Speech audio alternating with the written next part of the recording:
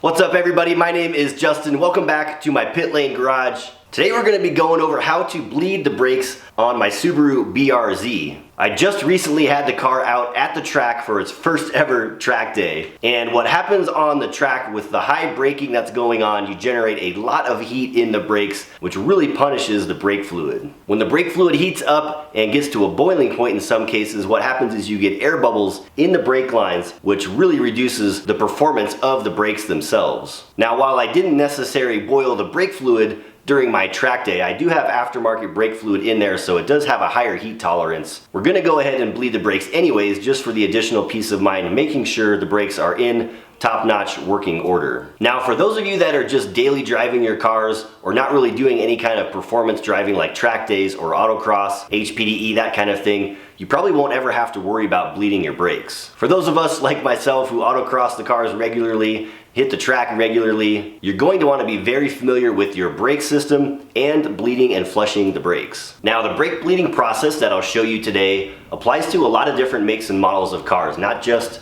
this Subaru BRZ or Scion FRS or Toyota 86. So you can apply most of the principles from this little how-to to probably your car as well. You're going to need a helper to get this done, so grab a friend, someone that will actually sit in the driver's seat and be pumping the brake pedal a number of times to actually push the brake fluid out of the brake bleeder lines. What we're gonna do is start from the brake that is the furthest away from the master cylinder in the car. In my car, the master cylinder where the brake fluid reservoir is on the driver's side. So we're gonna start on the passenger rear, then go to the driver's rear, then go to the passenger front, and then to the driver front.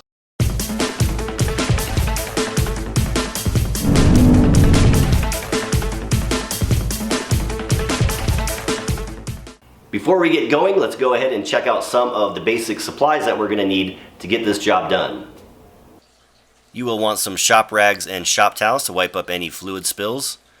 You'll need some plastic hose from your hardware store to attach to the brake bleeder valve, along with some kind of catch can if you don't have a fancy catch can set up like that one. You'll want some brake fluid. I like ATE Type 200. Some rubber gloves don't hurt. And of course you'll need some wrenches to adjust your brake bleeder valves with. You'll need to get your car elevated on some jack stands and remove all four wheels.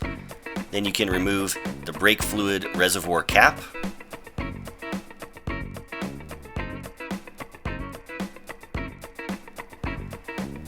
We'll start with the rear passenger side brake. Remove the little rubber cap from the brake bleeder valve. Grab your wrench and place it over the brake bleeder valve itself. Next, grab your rubber drain hose and attach it to the brake bleeder valve, making sure the other end of it goes into your brake fluid reservoir. Start by cranking loose the brake bleeder valve. Once it is loose, have your helper start pumping the brake pedal inside the car. I usually start with about 5 pumps of brake fluid. You should see the fluid start coming out of your drain line. A view from inside the car shows a few pumps of the brake pedal, and you'll notice a critical step holding down the pedal on the last pump. Right when that final pedal pump is being applied, you want to tighten or close the brake bleeder valve. Grab your shop towel and remove your drain tube. Clean up any excess fluid that might have come out.